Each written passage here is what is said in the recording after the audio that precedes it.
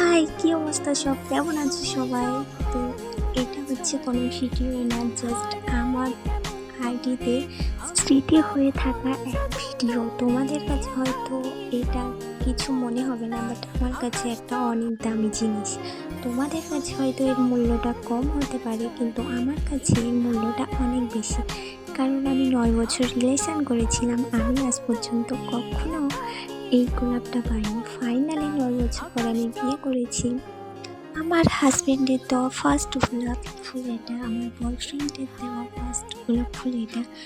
তো আমি চাইছিলাম যে গোলাপ ফুলটা বাঁচিয়ে রাখার জন্য, কিন্তু সেটা তো অসম্ভব। তো তার কারণে আমি একটা গ্লাসের মধ্যে পানি দিয়ে ভিজিয়ে রাখার জন্য চেষ্টা করছিলাম। তো সত্যি কথা বলতে, আমি 9 বছর যখন রিলেশন করেছিলাম, সে আমার আজ পর্যন্ত কিছু দেয়নি। তবে হ্যাঁ, রাস্তায় পড়ে থাকা একটা জবা ফুল আমাকে গিফট করেছিল।